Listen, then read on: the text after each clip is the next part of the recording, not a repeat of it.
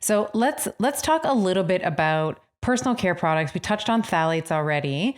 I wanted to also talk about feminine products because I think that I wanted to carve out a special category here because I think that there are women still in their reproductive years that every single month are putting this like bleached, super toxic, pad and or tampon or both around their vulva for many hours of the day. So can you speak to some potential, maybe what some of the potential effects are of using some of these traditional products, and then what alternatives we might consider for feminine care?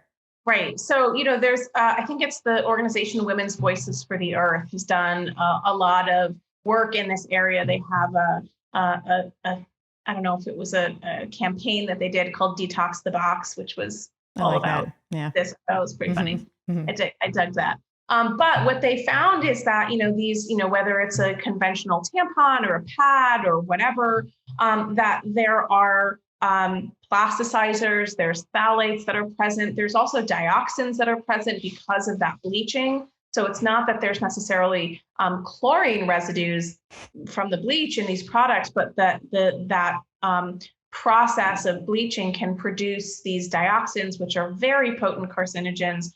Is the exposure significant? I think we don't know enough about isolating those exposures from all the other exposures that we're getting, right? Like, this is why research in this space can be really challenging sometimes, is because, like, how do I isolate? Is it the pad that's causing the problem, or is it these other exposures that I'm getting from 1,000 other different places that are causing the problem? Right. But we do know that tissue is extremely absorptive, right? And that is concerning. And so, I do think that it is important for us to be really careful about the products that we're putting into our bodies or onto our bodies in those areas.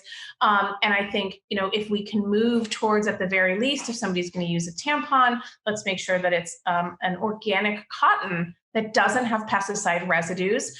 Most of these are not bleached cotton. So they're organic, unbleached cotton, which means that they're avoiding the issues of pesticide residues in the cotton. They're avoiding issues of dioxins. Some of the sort of conventional tampons often have like layers of polyester, which is a type of plastic. And so we want to minimize the use of those types of products. And, I encourage people, if they're used to using tampons, to start moving towards the silicone menstrual cups, which, first of all, they save you so much money. It's a little bit pricier up front the first time you buy it, but if one is going to last you a couple of years and I've been using one for 6 or 7 years now, and haven't had to buy a dang thing. Right. So it's one of those changes that it actually saves you money in the long term. So the financial aspect of it shouldn't hopefully be a deterrent for people. If we're looking at pads, I think, again, what we're looking for are organic cotton. And there's plenty of companies out there that offer these. If people want to use reusables, cotton pads, like the whole Glad Rag style, those options exist. But I do really think that we want to move away from those conventional products. A lot of those products also have fragrances added. Talk about another place where fragrances are sneaking in. Right. And that's just because they're trying to, it's got this, layer of fresh protection scent so that nobody's, like the morning breeze or whatever they call it. Right. Yeah. And it's just marketing. We do not want to have scented products near any highly absorptive skin like that. Now, I mentioned earlier when I was talking about phthalates, that like high molecular weight phthalates are used in plastics and low molecular weight phthalates are used in these fragrance mixtures. Well, low molecular weight phthalates the molecules are so small that they easily pass through the skin and enter the bloodstream. This is why we have phthalates in our urine, is because they just migrate right into the bloodstream because the molecule size is so small, passes right through the layers of the skin. And this is why women of childbearing age have the highest levels of phthalates. I think it's 20 times the normal rest of the population, because they're using so many products. Your lipstick can have fragrance added. Your mascara can have fragrances added. Like, this is an unnecessary place, like totally unnecessary. But we have so many of these exposures. It's not just through makeup and personal care products. Again, it's through the scented candles, the air fresheners, laundry detergents, cleaning products.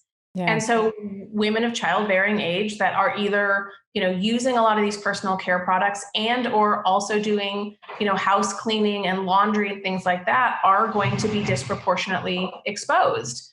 And that is concerning because these chemicals are reproductive toxins. So the reason why they highlight in the research that they're women of childbearing age is because, these chemicals are going to affect or can affect fetal development. They can affect outcomes for children in terms of, even things like behavior, ADHD, depression, anxiety have all been linked back to these, in utero phthalate exposures. 100% agree. And the significance, I just wanted to, you may have already mentioned this, but just in case my listeners didn't catch it, the significance of it being able to be absorbed directly into the bloodstream is that it doesn't go through the liver, Yes. which is the detoxification organ. Yes. So in order for the liver to say, okay, this is a toxin, let me change it into an intermediate and then find a way to excrete it, it doesn't do that. It eventually gets there, right? But when it absorbs directly into the bloodstream, this is where the problem, then it just hangs around and has this opportunity to create and wreak havoc on, developmentally, as you said, neurodevelopmentally, reproductive organs, etc.